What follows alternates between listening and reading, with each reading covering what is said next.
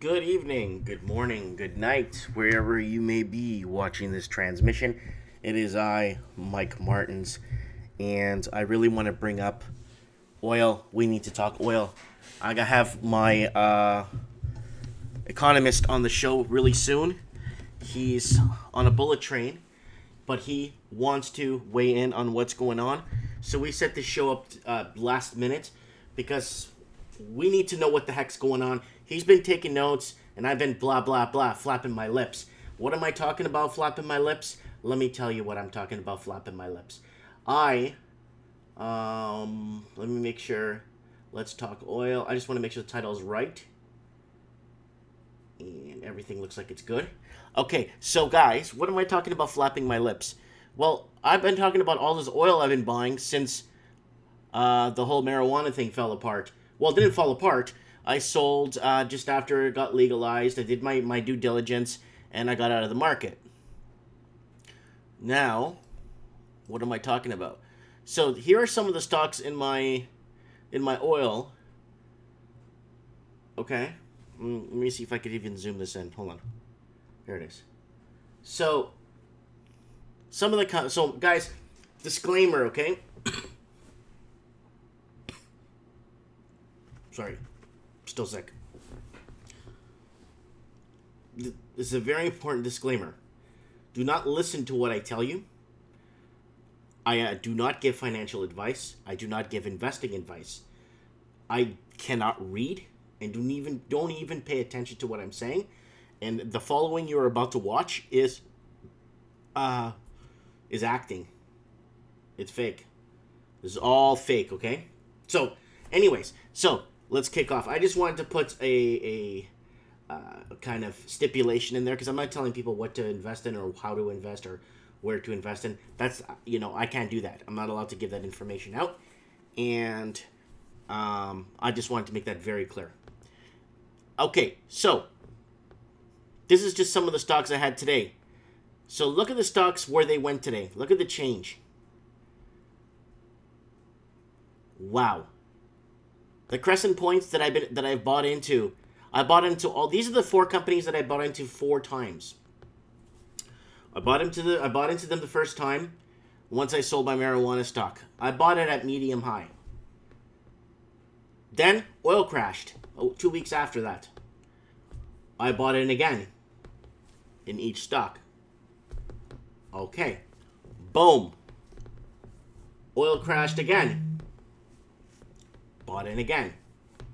And then last week, a few days ago, oil crashed again. I bought in again.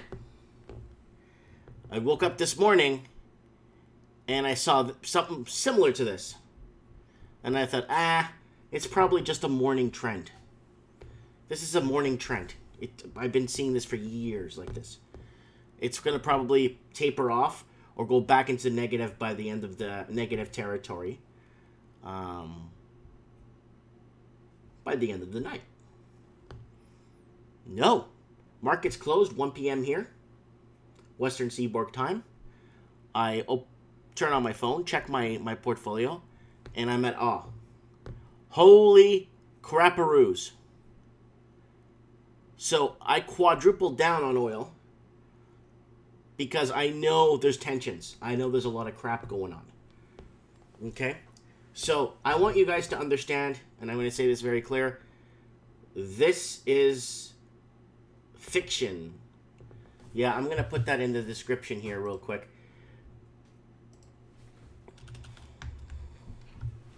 We do not offer... Here we go.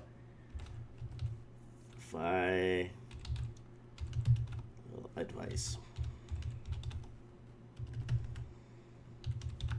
This is fiction.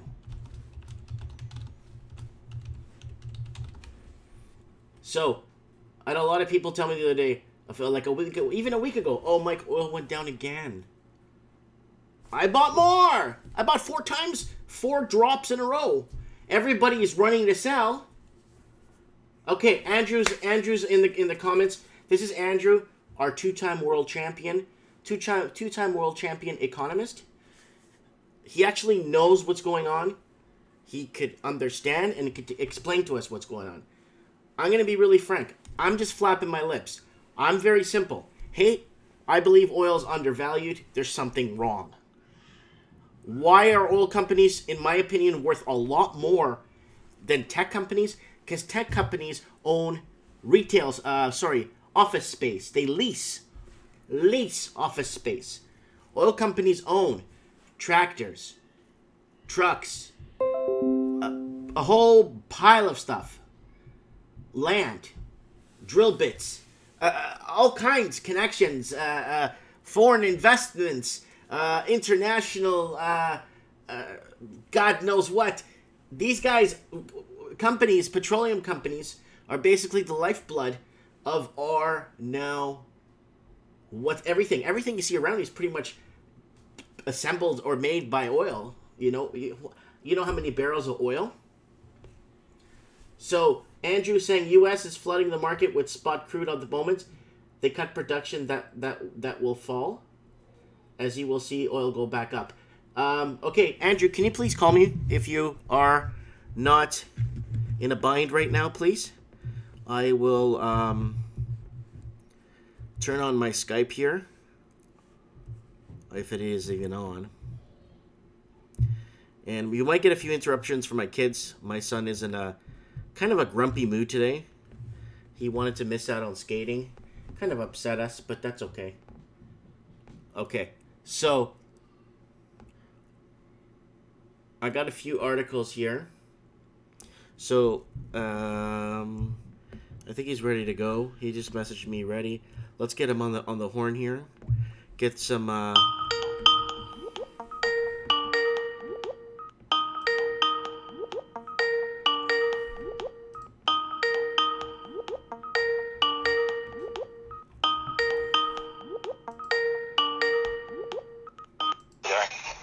Andrew. Andrew, you there, buddy? Andrew? Andrew! Alright, so he can't hear me there. Let's try and get him again. Okay, let's try this again. Unless he's trying to call me. Andrew, you there? Yeah, I'm here. Oh, yeah. Perfect. Good to hear from you. Can you hear me? Yeah, I can barely hear you. You're very muffled. Are you on a bullet train right now? No, I'm just on the train at the moment. Oh, okay. All right, buddy. What's going on in your opinion? I'm going to let you talk. In Australia or worldwide?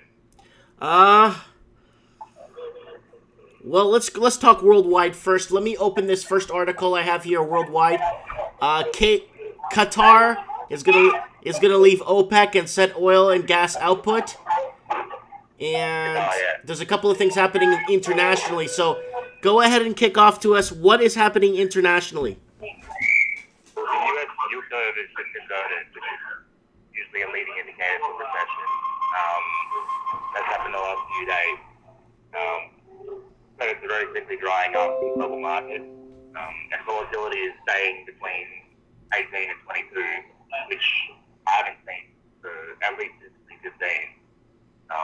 At the last time that happened was when oil was moving out.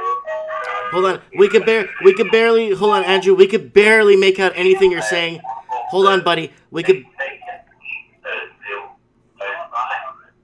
Hold on. Okay, are you still there, buddy? Yeah, I'm here. Okay, I'm just trying to make out, because there's a lot of background noise, and I could barely hear you. Okay, start over again. You said something about,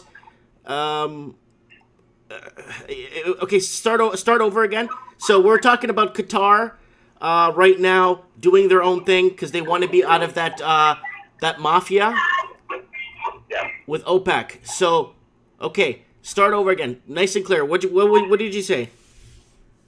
So OPEC is basically they're acting as a cartel, obviously, like the whole point of OPEC, but they're moving in such a way that it's favouring the US and Saudi Arabia over every other entrant. And I think also there's a massive push towards not using the US dollar anymore for global trade.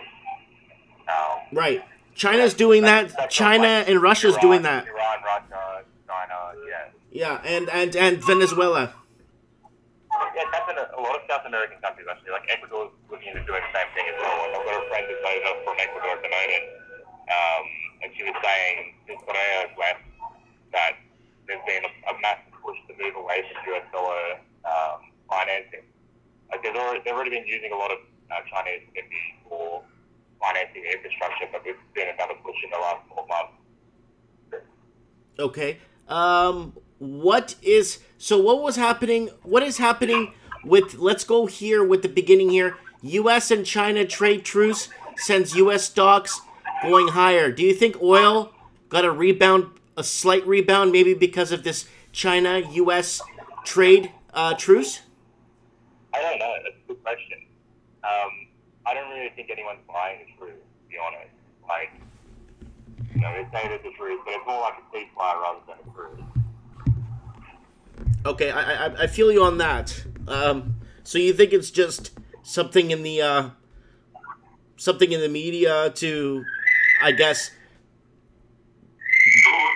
dispel this? I don't think it's anything of substance. No. Yeah, so it's nothing. Okay.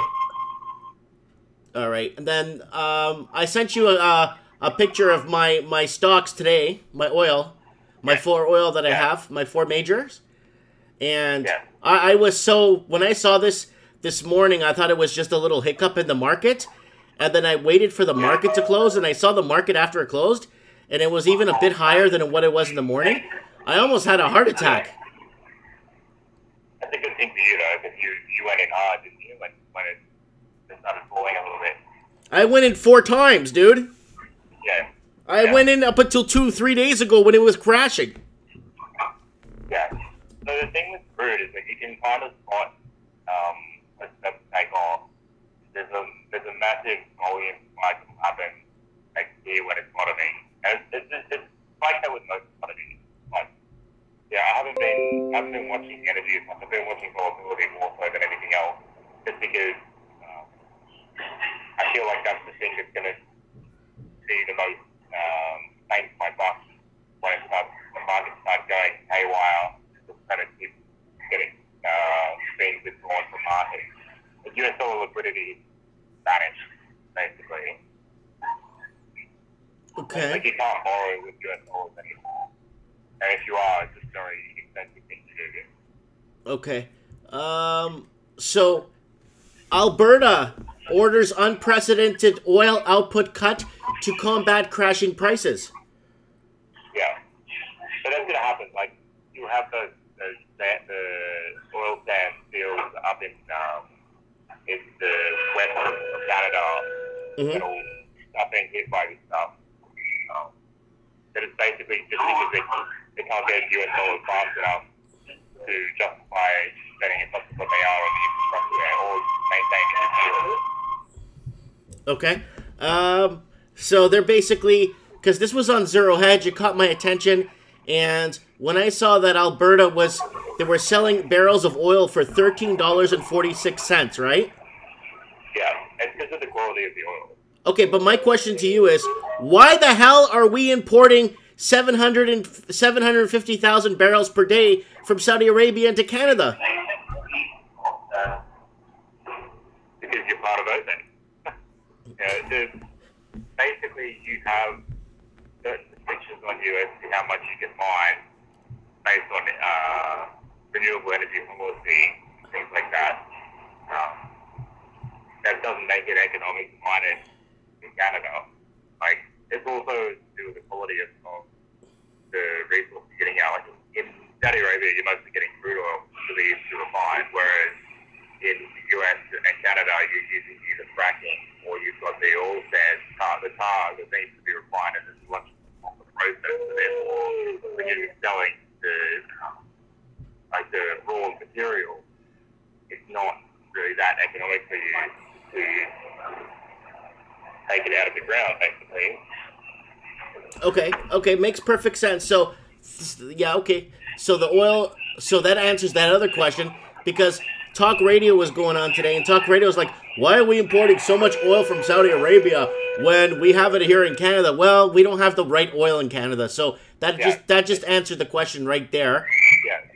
Yeah. Okay. I think it's also to do with like trade relationships as well. Like if you say, "Oh, we're just not going to trade with you anymore," then the rest of the world goes, "Well, you're anti-competitive, so we're not going to trade with you either," and you end up affecting your trade relationship with one bad deal. It ends up affecting eight or nine deals, and all of a sudden it starts affecting the rest of the economy as well, which is what our government always goes on about. They're like, "Oh, we don't want to affect our relationships with particular nations by stopping trade with them." Because we're a lot more exposed to China geographically in Australia than what you are in Canada. Right. Okay, so Qatar is quitting OPEC as politics finally rupture 50-year old oil cartel. So it looks like Qatar has said that they're leaving OPEC next month. A rare example of the toxic politics of the Middle East rupturing a group that had held together for decades through war and sanctions. But I think it's also got a lot to do with Mohammed bin Salman, like political as well as it is economic, if that makes sense. Okay. Because of the whole Khashoggi incident where Saudi Arabia basically assassinated him, and there's been, it's kind of obvious that they did it. Well, okay. They just for the record, Qatar is OPEC's 11th biggest oil producer, accounting for about 2% of the total output. So this is a huge move on their end. But I think it's more a political thing than an economic thing, if that makes sense. Yes. Because Qatar and Saudi Arabia don't have the greatest relationship. I think it's a political, religious thing. That's what it always boils down to now in the 21st century. Yeah. We're in the 21st century and it's religion. Who would have thought? Yep. Okay, so someone's commenting, I agree from a technical perspective. Oil has room to drop lower. Do you think oil will drop any lower? It does have room to go lower, yeah. But it's all going to be dependent on how far the US is prepared to go in terms of increasing the output of commodities, because it's the main reason for it is because of Texas oil production at the moment. Like, Texas is producing the largest amount of oil in the world at the moment, which hasn't been the case for a very long time. So you're thinking Texas is back in the fight? Big time? Yeah, I think so. Yeah, I think so. Because I know. Was it West Texas crude? Yeah, it's West Texas and Brent crude. Yeah, those come out of the US. Yeah. Okay. So those are the big boys that are basically brought down the market a few weeks ago, right? Yeah. Okay.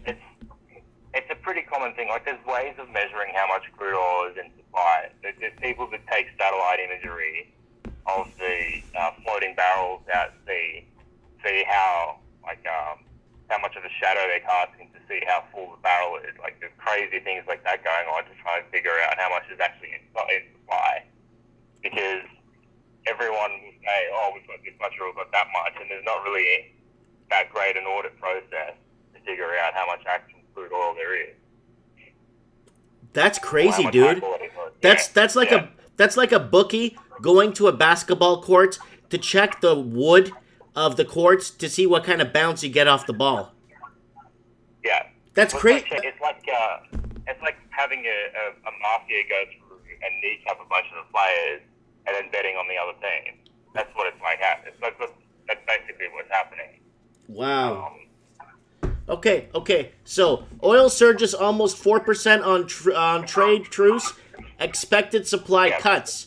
New York. Oil prices jumped nearly 4% on Monday after the United States and China agreed to a 90-day truce in a trade dispute in Canada's Alberta province ordered production cuts, while exporter group OPEC...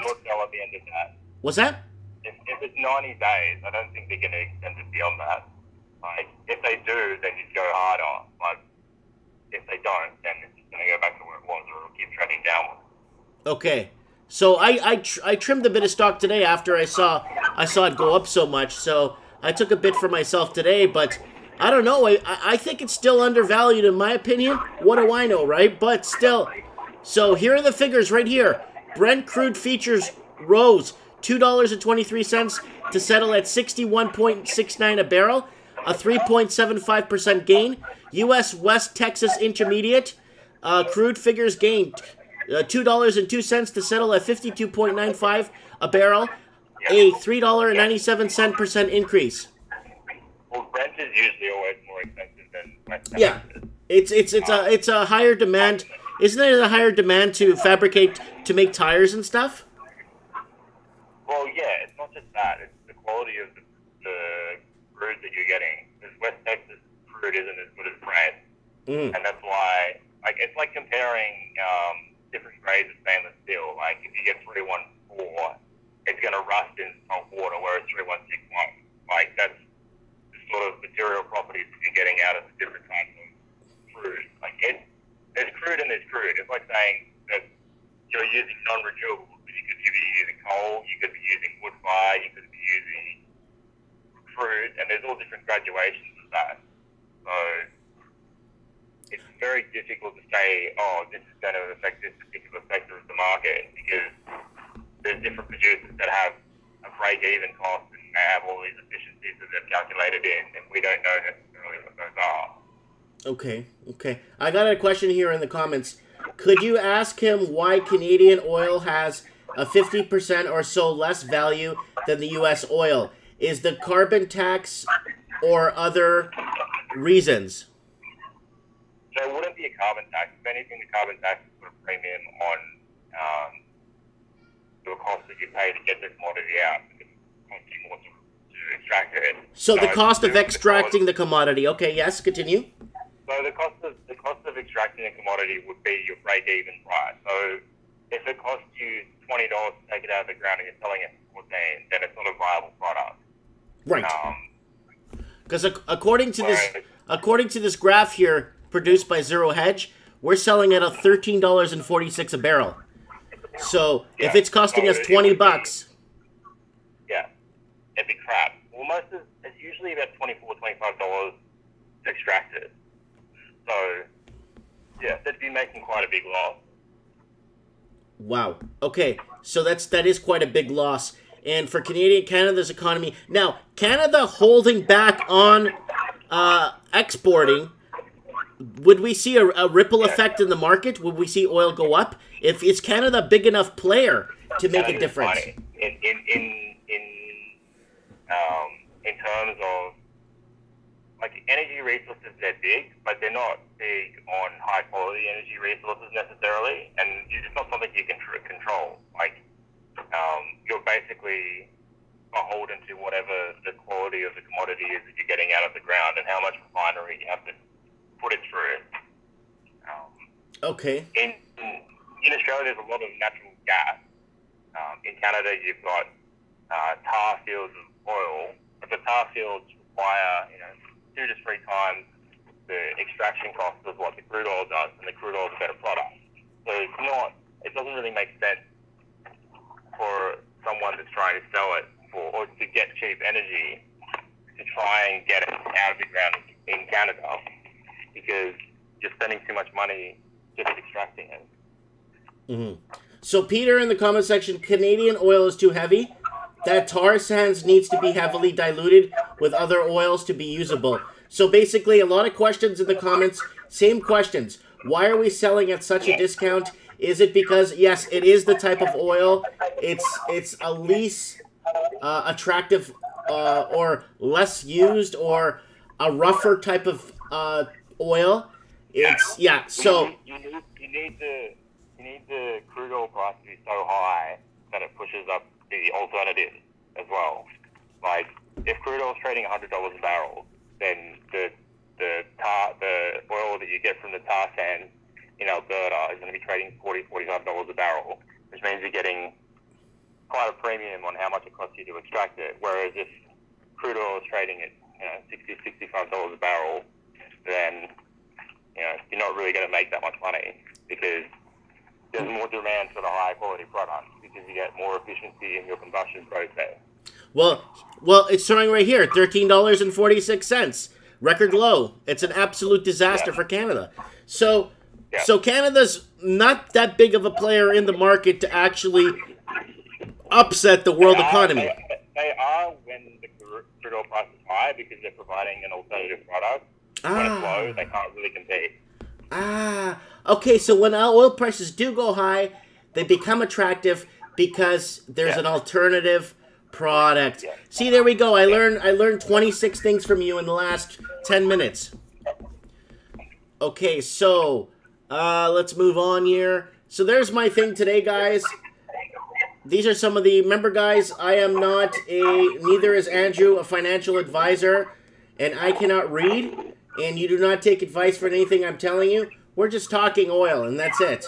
So here's my stocks here. This is what I did, and I couldn't believe. So I did a bit of trimming today. And let's move on here. So we're looking at these graphs here. I was in such... I just couldn't believe what I saw yesterday when I saw this article from Zero Hedge. So... I think a lot of it's got to do with your margin. Like if you're just doing it to break even, there's no point in doing it. Like the whole point of a firm being there is to make profit, right? Right. Right. That's what it's about, right? But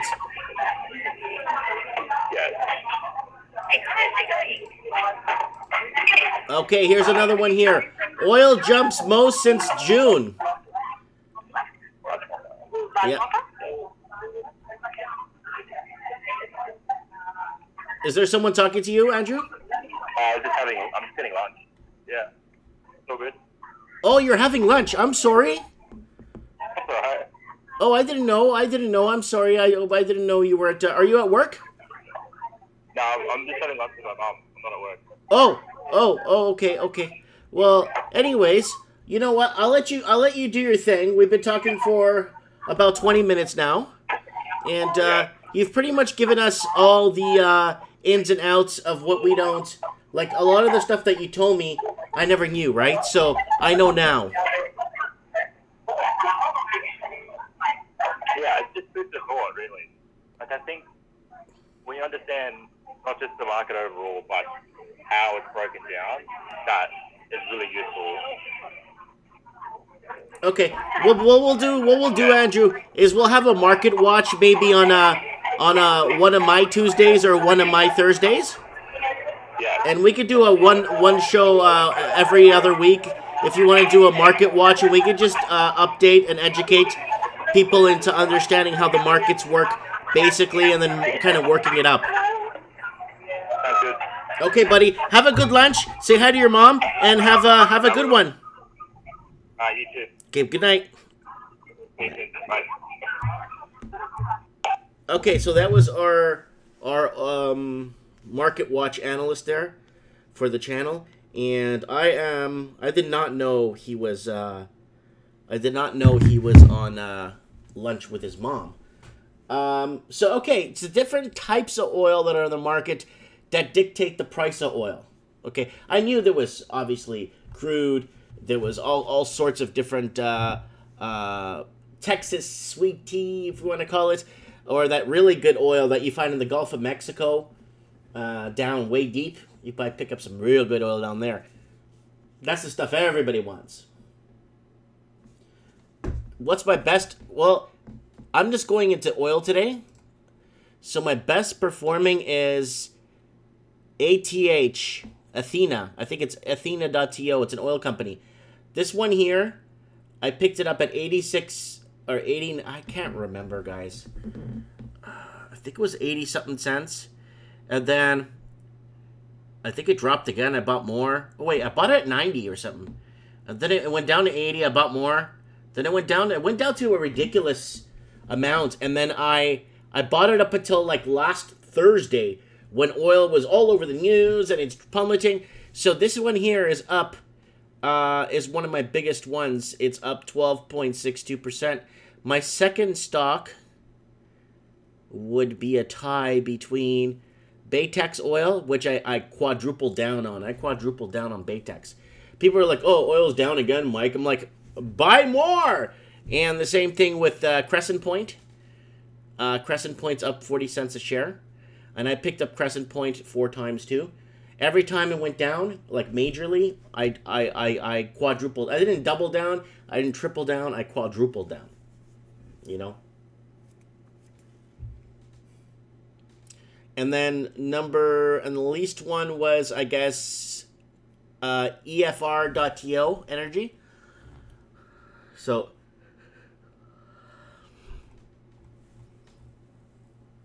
that's that, people. I think I really bought at the right time. And you can see the videos when I've been talking about it. When people are like, well, Mike, oil went down again. What do you have to say about oil? And I'm like, you know what? And it might go back down again. But here's just to show, if you're good with the markets and you can see the trends in the markets, you don't have to be a professional to kind of... I mean, you don't have to be a professional. You just have to kind of feel it. You got to go with the hunch, kind of understand, kind of see where you see the shift in markets, see where you see that whole paradigm movement. You know what I'm saying?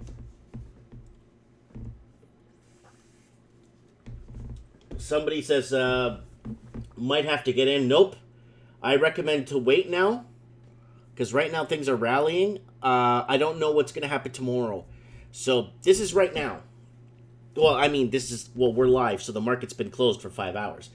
But I'm saying this is like as of last close. That's what I'm at right there in the change of a day.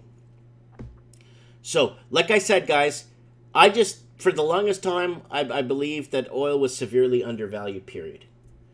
And especially Canadian oil, trading at $13 a barrel, something's going to have to change. I know the quality. Now we've been educated by Andrew. He taught us that it's the different types of oil on the markets that are the most attractive. And Canadian oil becomes attractive when other oil, the good oil, becomes too expensive, and then this oil becomes a secondary market, or a secondary affordable source, if that. Sorry guys, it's been a long day. Yeah, Low Roller Scratcher saying Mike Martins, most U.S. states, gas under $2 a gallon. That's correct. Peter saying $3.50 U.S. a liter in Australia might be 20% cheaper, but not much more than that. Well, you're paying what? $3.50 a liter? U.S. in Australia? That's like 3.5 U.S. Australian liters to a U.S. gallon, right? Interesting. Very interesting. Okay, guys, I wanted to throw this out there. I wanted to do a quick transmission here. Let's see here what these guys have to say.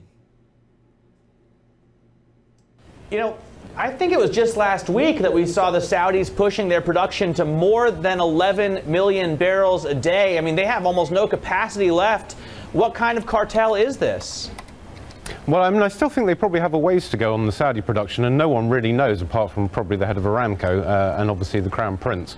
But in terms of, yes, is it acting as a cartel? Yeah, I would argue strongly that it is absolutely still acting like a cartel. As you say, perhaps not always very successfully. But in terms of the rhetoric within the group, now obviously excluding Qatar, it is very much one of unity, even if there's only really 2 members that are actually doing anything, which is Saudi Arabia, to a lesser extent the Emirates, but basically Saudi Arabia and Russia. But in terms of Qatar itself, I mean, I don't think this really moves the needle in terms of production. We didn't see a massive move in the oil price when it was announced, but in terms of the psychology, primarily within OPEC, but also within the GCC, the Gulf Cooperation Council, it is a continuation of that I guess, the argumentative way that relationship has developed. I want to ask you about that, but let's just show a chart which shows the big move that we've seen in oil prices just this morning then, Stuart. This is, of course, we were overbought on oil for a while. This is a relative strength, of course, indicators. We were overbought for a while. Then we were oversold for a pretty long time during October and November, and now we jump back out of oversold territory in terms of those technical indicators.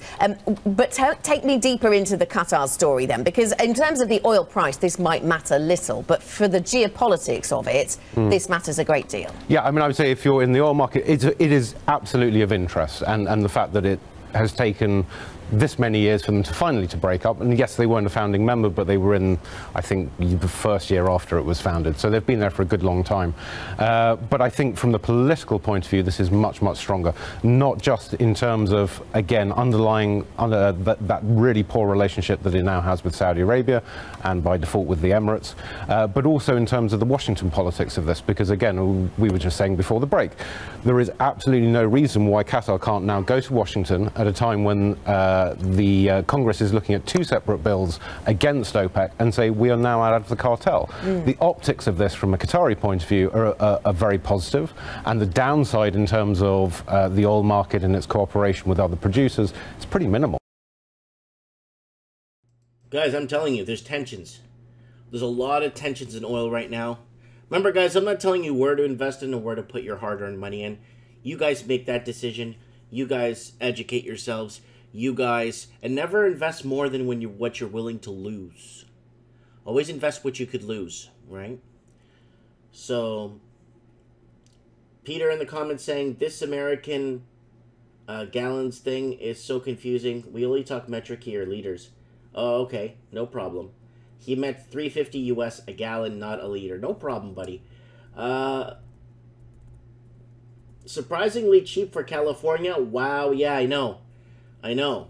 California is one of the most expensive states when it comes to fuel.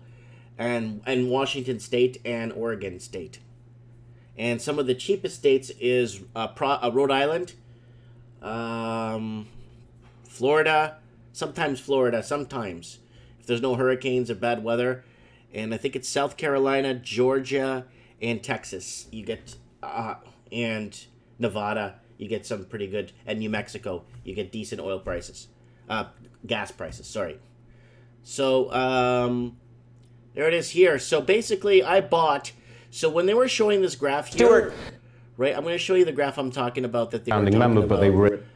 So you guys know what I'm talking about. They just showed the graph here just for a second.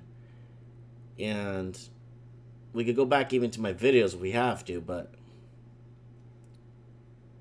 I could show you guys when I bought in. The 4 times I bought in was when she mentions here. It shows it here, actually. This is a perfect graph because it actually... Right here. Okay. So I bought in right here. Okay. Like a few weeks after they legalized the whole marijuana thing. Like 5 or 6. I can't even remember. I held...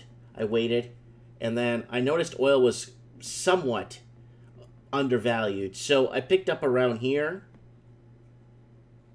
and then I started picking up in here, and in here, and in here. I picked up all in here, and I picked up just right here, a little bit above the top, and then once here, twice, thrice, and then the other day here from last Thursday. And then, boom, it just took off. There's got to be something, guys. Something's going to have to give somewhere, somehow.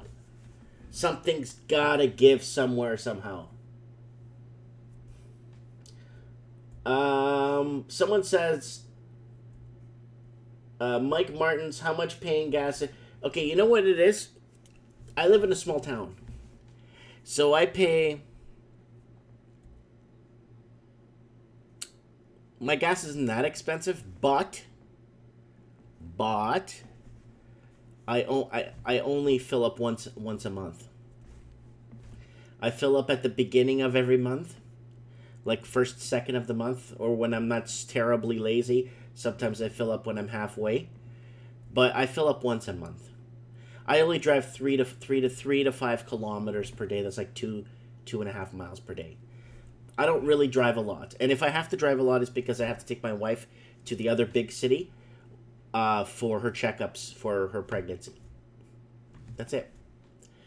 For me, even if the price of gas did skyrocket, it wouldn't affect me, only because even though I have 2 vehicles, we still don't consume anywhere near the amount of fuel that we used to have when we used to live in the city of Vancouver. Anyways, guys, I'm just going through the comments here.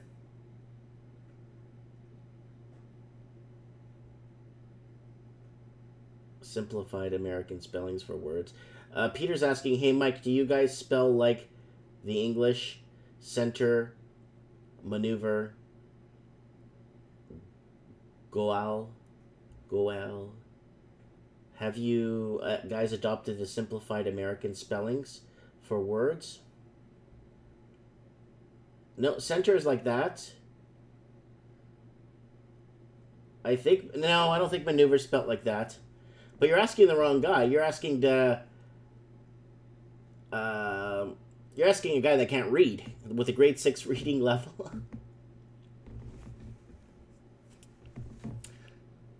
Anyways, that's just that. I kind of wanted to throw that up there, but who cares? Tomorrow morning I'll wake up and probably be back down here where it is. Would I buy in a 5th time? Nah. I bought in 4 times into oil when it was pretty much the right time to buy. I'm just going to hold now. Here it is here. So I'm going to hold now. Yeah, I bought in. Around here, I sold my marijuana stock. Then I started slowly buying into oil. Every time there was a massive drop, I bought more. I bought more. I bought more. And I quadrupled down. So I think it's enough. See what happens in the next couple of weeks, maybe a couple of months. I'm not going to get super greedy either. I never do that. Never. Because you always... No. You better kind of quit while you're ahead type thing than, oh, what if I did this, or what if I sold earlier, then I would have had more money for this. And it's like, you know what? No. Just, you know.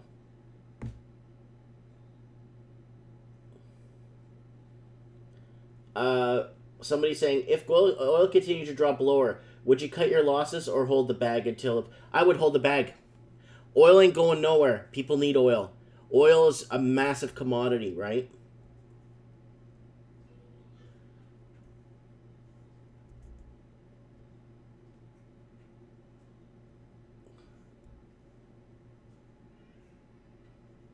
Why are you not walking or riding your bicycle like in Beijing with Brian Mulroney and our other retired Canadian federal politicians that have sold us out?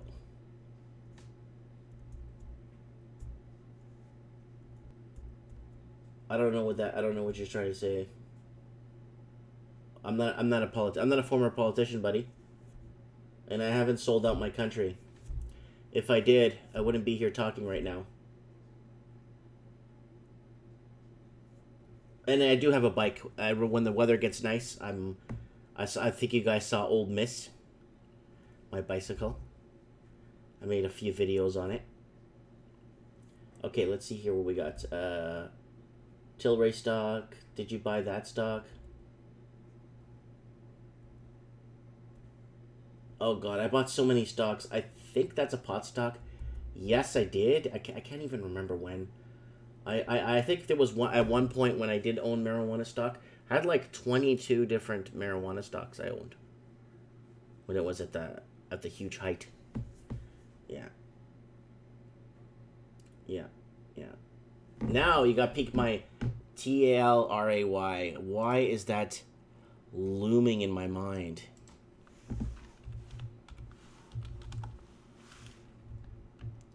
Why is this? No, I never had this stock. Tilray stock, no. No, it's way too high for the of the stocks I've owned. No. Yeah, it just kind of took off right there. Wow.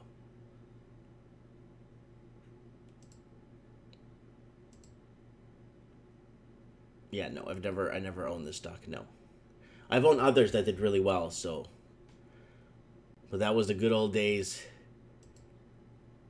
Kind of got me back into the whole stock market thing. Was the whole marijuana thing from 3-4 years ago when you started getting into the whole marijuana thing. It's really good. Anyways, guys, I just wanted to throw this out there real quick for you guys.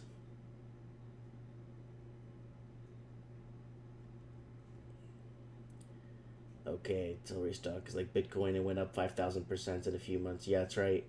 That someone says, I don't know if I should go all out on oil stocks or... No! No! Research. Research. Take your time. I recommend to... You know what I recommend, guys? Maybe we could have a market watch on my channel. Let's say on Tuesdays or Thursdays are the 2 days I have available. And we could do, like, every second week, we could do a market watch. And I could have Andrew on. Andrew's really good. Andrew is extremely good. And yes, he does the he does the does. He doesn't teach. He actually does. So he does well doing what he does. So he doesn't need to teach. I could ask him to help us. And go from there, you know. And then we build a group and we just talk and then bounce ideas off each other. And we could do like a market watch discussion once a week.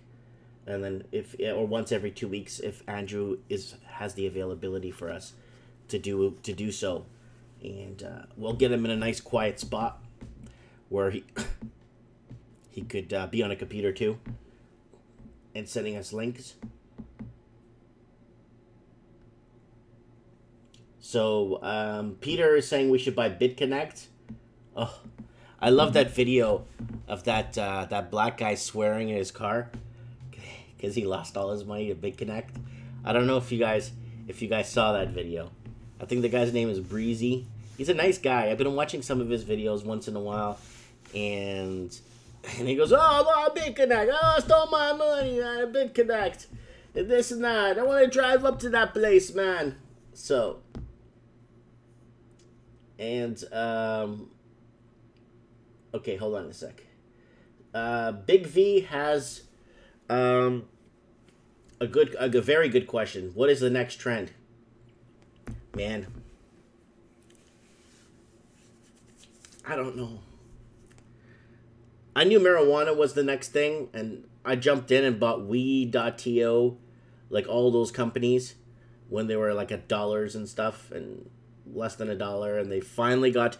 I still remember when they finally got accepted onto the Toronto Stock Exchange.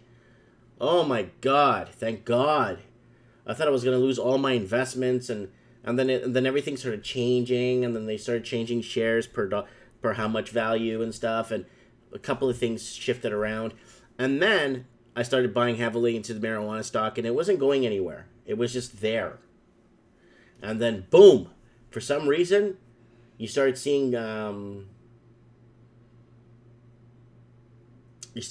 everybody, contracts going up, convenience stores making contracts to dispense marijuana and this and that with these companies and this company. Everyone went nuts. Okay, we got somebody of these, and then what about currency? Nah, I wouldn't invest in currency right now. I think a lot of people that didn't get into a market at the right time, whether it's housing or, well, if you're in housing and you're underwater, you're screwed. So you got to make arrangements to sell that property or refinance somehow. But commodities will come good within the next 2 years. But first we have to go into a deflationary recession. That's very true. Peter's on the ball with that one, 100%. Yeah, you could join us on Saturday nights, my Saturday nights, with Mike and the Night. Peter will be there this Saturday. So Peter's doing a project for us to kind of break down the civil unrest, or AKA civil war, or whatever the heck you want to call it, in France right now. So don't forget to join us on Saturday for that. And someone says, but they won't let you cross the border if you buy that kind of stock. Well, here's the deal. I spoke to my lawyer. I have a lawyer in the States, in Florida, and I talked to him, and he told me that they can't really... I mean, they could do that if they... I mean, they're not... It's their country. They're not really...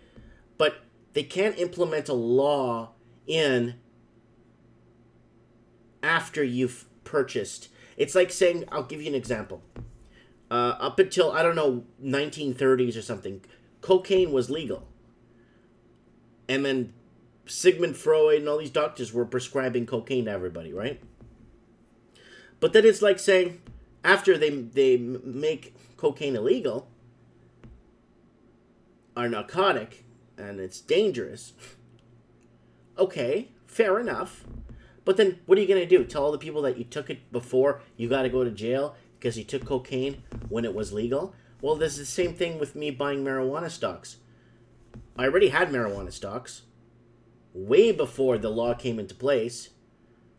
I bought and sold back and forth way before the law came into place. And then once they started implementing this, I was already on the tail end of selling off what I had.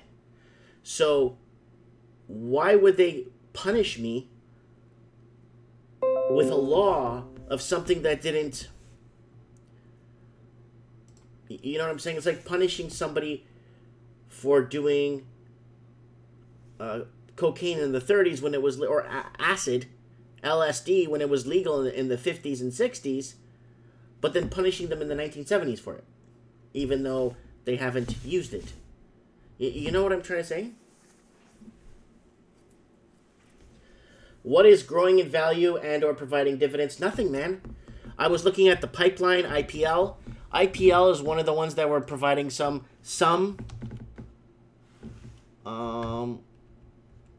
was paying, but look, it's not even, it's only paying 2%. Nothing.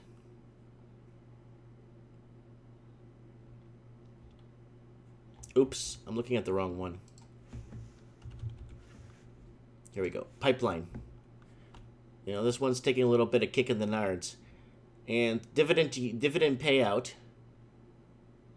Forwarded dividend yield is 1.71% to 7.54%. So it might be one that you might want, IPL. But remember, guys, do not take any financial advice from me ever. Speak to your financial advisor. Heck, speak to your bank. Big V saying, how about the military-industrial complex?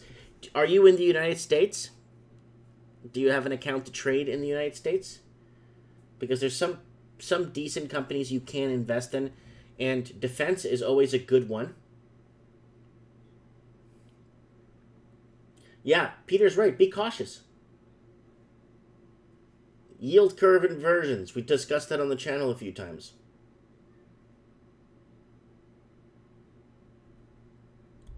And PD is saying he's feeling the stocks coming down in the U.S. In January 2019.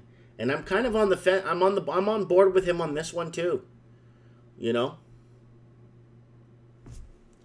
So this is the pipeline here. So it does pay a good dividend out, but there's too much drama in the pipeline world. You know what I'm saying?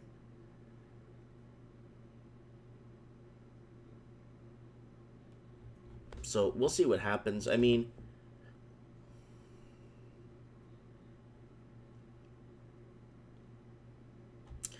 we'll see what happens, my friends.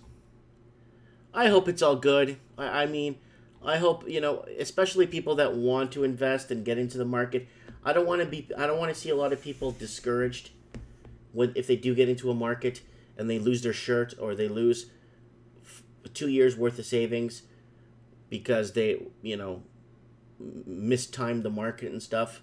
I don't want to see that happen to anybody. I really don't. Especially a lot of the people that work hard to earn that money and say they got something saved, right? Me, it's a little bit different. I've been playing stocks now for about 22 years now. I'm 40. I started when I was 17. I lost money. Just not for day trading. I just bought some stocks and some penny stocks because I don't know how it worked, right? So I bought some penny stocks.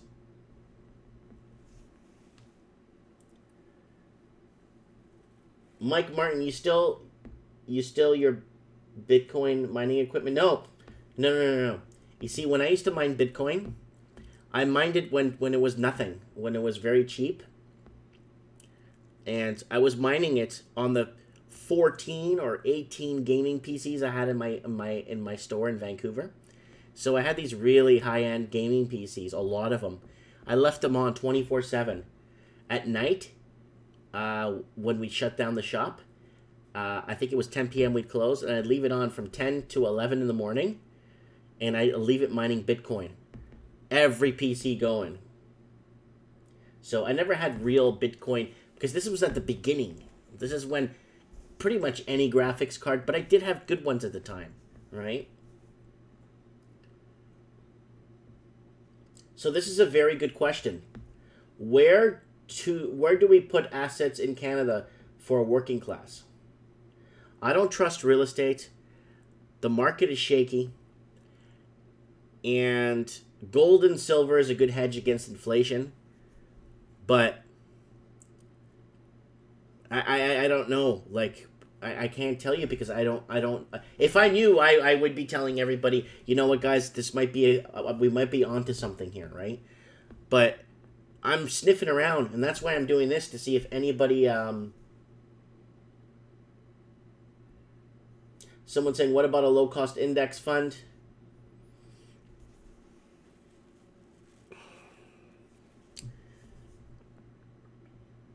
Very hit and miss right now. If we're in the early 90s, I'd say, yeah, man, go for it. But now, it's too.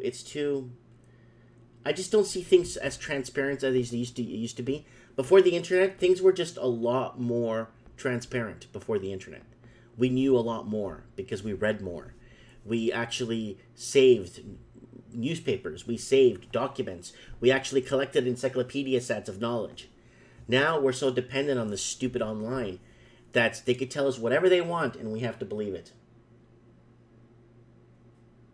Then Big V is saying, is war imminent?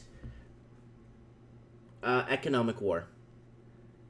Economic espionage. Economic, a looming economic war. Trade wars. Technology wars. China's ramping up its cybersecurity. All these countries are wrapping up their cybersecurity and protecting their databases and stuff.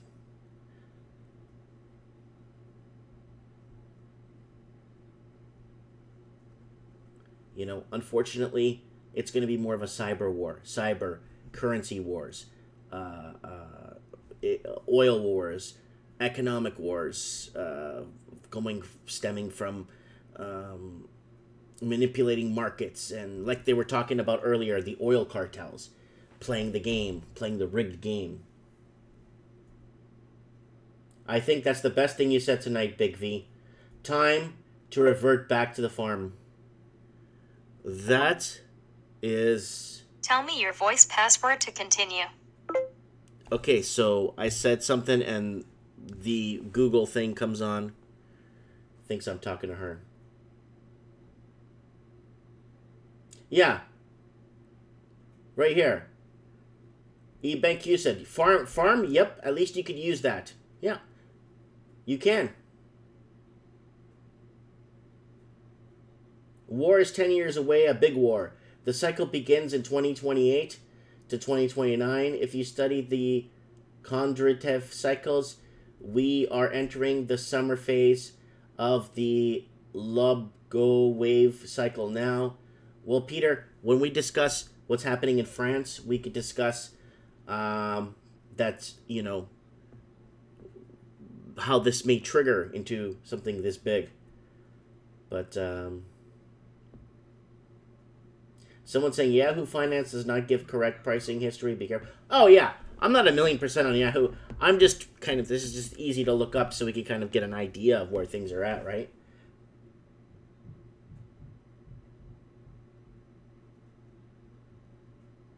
So Big V saying cannot control your outcome as controlled by the feds, Trudeau, and the central banks. And we can't control how much currency they want to put on the market, right? If they start printing and creating more currency out of nowhere to pay down their debts, here we have a problem. And everybody knows this. We don't have to get into this, right? Low Roller Scratcher, do you think cash will be abolished in 10 years from now since cryptocurrency replaced cash? You know what? I think they're going to bring a lot of Western countries to their knees where you get chipped and you get a number or your SIN number or whatever at birth. You get chipped with that number and that's your currency. We deposit, it gets linked to your bank account, deposits, removes, and that's it. So this way, the government could track every single transaction as opposed to using cash. Because once you start using cash, you go off the radar.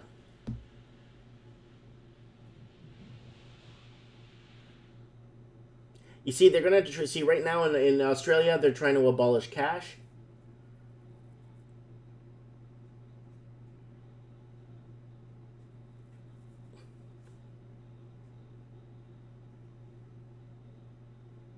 Yeah, in many parking spots in cities in Canada, you cannot use coins to pay for parking. It's all credit cards now. Yeah, so Peter's got a really, really good point here. Once your money is all out of cash, they bring in the negative interest rates. So the banks start charging you to keep your money, and there's nothing you could do about it because you can't put it under your mattress anymore. How you like them apples? It's true. Well, Mike, I'll just go withdraw my money if they're gonna. Well, you know you can't, because this is gonna prevent a runoff on the banking system. But then a lot of mom and pops. First thing you're gonna see is a lot of mom and pop stores close. Second thing you'll see is a lot of nail salons close. And a lot of Chinese restaurants or like Chinese fast food places close. It's going to be different. It's going to be different. It's going to be different. You see those Amish people selling apples on the side of the road and those fresh apples and fruits close because once you have to start scanning, I think they're going to chip everybody. They're going to chip everybody. Oh, you don't get chipped, then that money in your bank account, you can't use it. And that's the way they're going to get us chipped. I believe they're going to get us chipped by holding us to the wall where there's no more cash. You can't withdraw your money. It's in an electronic bank account. But we want to save you and chip you so that if you do lose your debit card or we abolish debit cards, at least you have your chip. And then this way, this will always protect you. And you'll never lose your bank account or your money, or no one could ever use it. I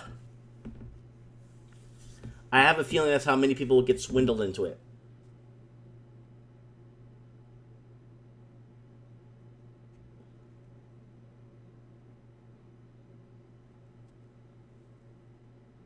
Well, Moby, our guy Moby, saying, I think that's extreme.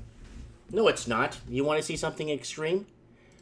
I'll do a story on this later for you guys, separate from the show.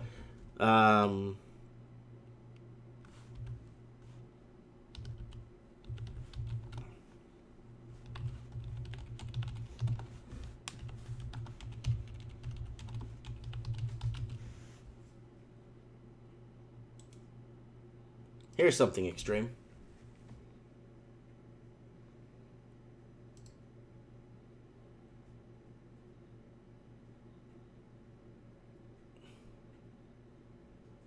Let's do this.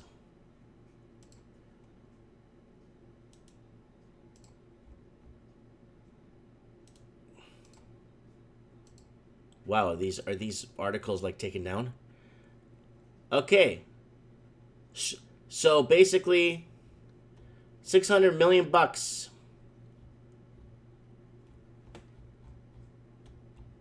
to struggling dinosaur media. Another bullcrap thing that's happening in Canada. This is extreme, where the federal government tax credits and incentives valued nearly $600 million over the next 5 years. Ooh, I wonder why 5 years. To protect the vital role of independent news media play in our democracy and our communities. If they're playing a vital role, why isn't anyone following these people? Because no one tunes into this crap anymore. People are tuning into me, and I can't even read. So what does that tell you about our media? $600 million in federal funding for media. A turning point in plight of newspapers in Canada. That's extreme. So when you hear, yep.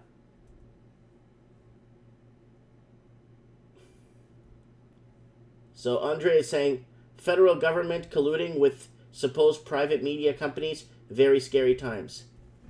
That's it. It's not even newspapers, guys. It's all media. CBC, Canadian Broadcast Company, they're all getting these incentives. It's not newspaper. It's everything. Adding to their budgets, giving them more money to hire more programmed journalists.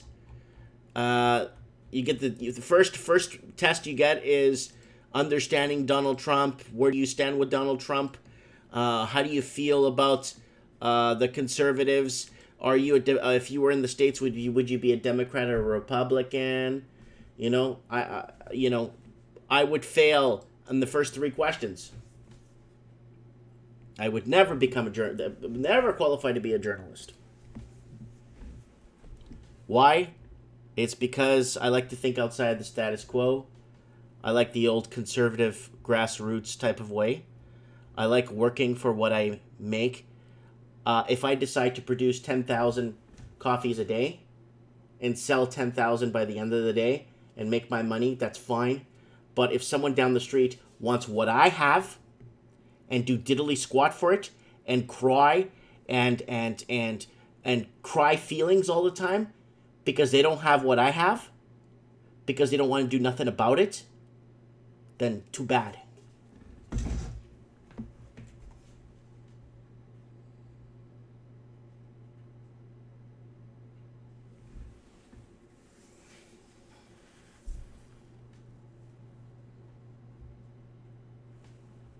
So that's the National Post. So I might cover just a story on this later. Just on an independent story I kind of want to do on this. This is a big deal. Because if these newspapers are vital, the whiff of the $600 million, Feds promised $600 million for Canadian news.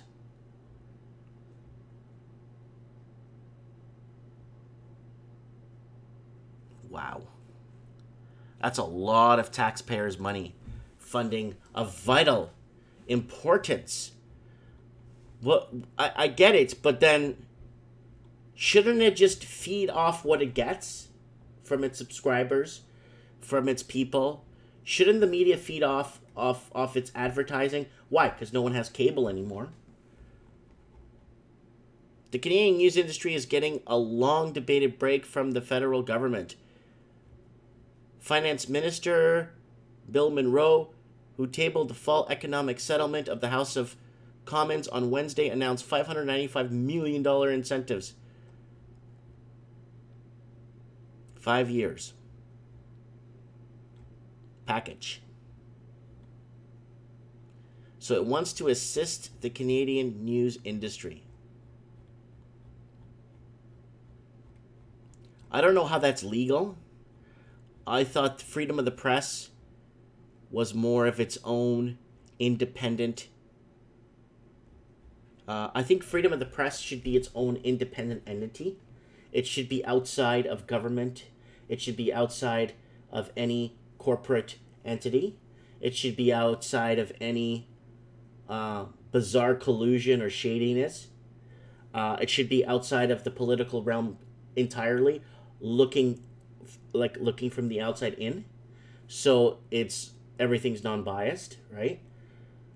So the media needs to be a watchdog, not a programmer. Okay? The problem with our media today, it's a programmer. They try to program people, you know? It's like The View, the TV show The View in the States. I hate that show, man. And it's doing, it's just programming single moms and old people that are at home, families or whatever at home, single moms raising their kids, and old people. And it's just programming people into absolute nonsense and stopping people from actually thinking for themselves.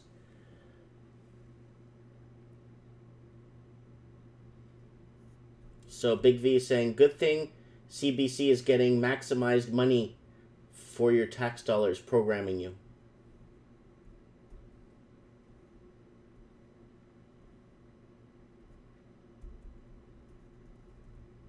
So, Low Roller Scratcher has a good question. Peter, do you think third world country will start switch digital cash? How long cash is no longer king in a poor country? Okay, well, here's the deal. Cash is king, I know what you mean. But the only way out...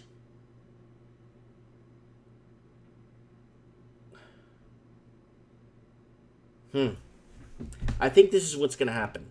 A lot of people are going to see a window. And I think a lot of people are going to jump onto physical gold and silver. The second they start abolishing cash and making it digital, a lot of people are going to be scared. So the only commodity you could put your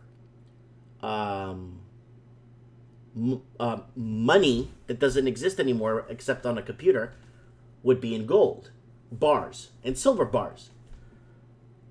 So I'm thinking, now hear me out, this is my conspiracy thought of the day, okay?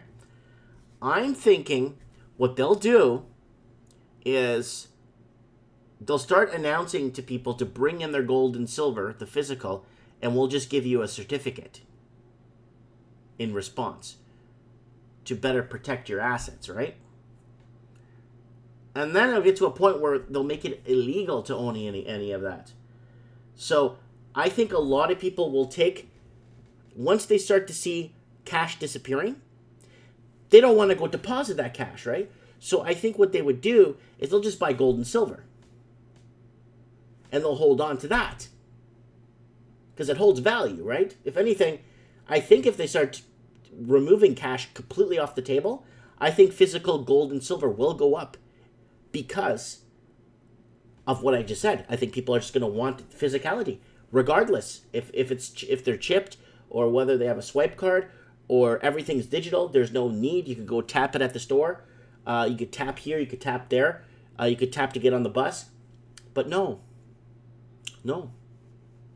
There's always going to be that people that want that intrinsic value. So you're going to see a lot of people take that cash and convert it into gold and silver and sit on that. But I think it's going to come to a point even further down where they're going to make it illegal to have gold and silver, just like they did in the 1920s in the United States. Or was it World War I or World War II? Where they forced everybody to give in their gold. So Peter's saying gold and silver have to go up. But hear me out, Peter. Listen to this, Peter. Here's my conspiracy theory here for today. They abolish cash. The people that want intrinsic value take that cash that's under their mattress, convert it into gold and silver at a bullion exchange, put that gold and silver under their mattress. It's the same thing like having the cash. But I have a feeling that they're going to make it a lot harder to buy gold and silver after. I have a feeling they're going to make it illegal to own gold and silver. Or it's going to be almost impossible to buy. So there's going to be a black market for it.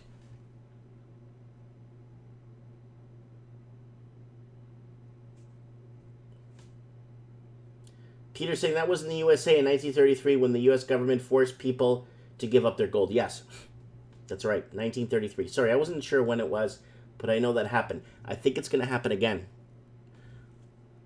after they take cash off the table. After they abolish cash. I'm just kind of theorizing here, so don't panic, okay, guys?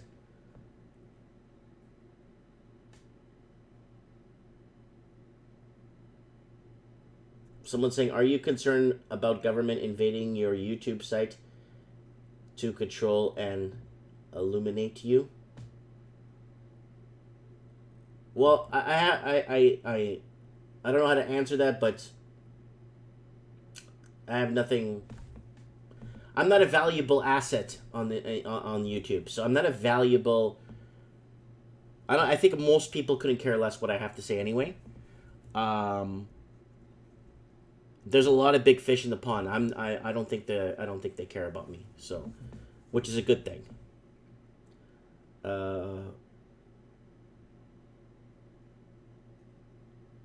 Yeah, gold and silver are insurance.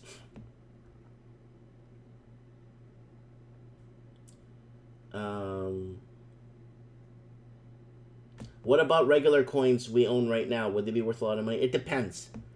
It depends. You see, the problem is things can get so hectic that everything will have to be traded on the black market where values start to either skyrocket or stuff just becomes a lot harder to find, right? So we're talking way too ahead in the future. But this is where things are headed, guys. I'm sorry to say this. I don't want to say this. And I don't want to doom and gloom, but that's what I'm feeling, man. Anyways, guys, I'm going to run a few chores here in the house. I kind of wanted to throw this oil update for you guys. I know there's a lot of tensions in the oil market.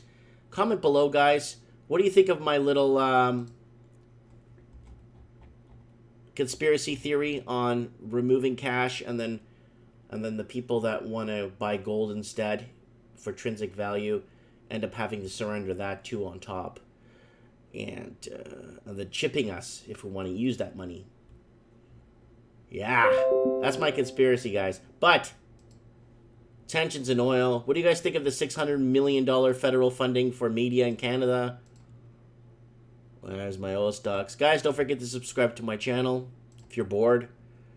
I might have a market watch maybe on Tuesday or Thursday. I'm not too sure. We'll have a market watch with Andrew. Sorry, a Tuesday or Thursday. I'll see what's good for him or when he's available.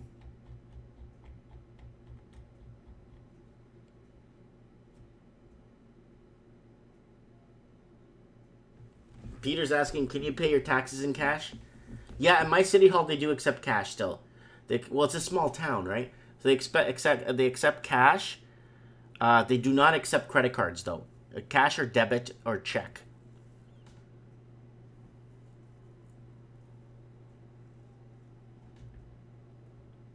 So, anyways, guys, thanks for subscribing and following. And let me know in the comments what you guys think things are headed. Why are things headed this way? Thank you so much, guys. Anyways, have a good night.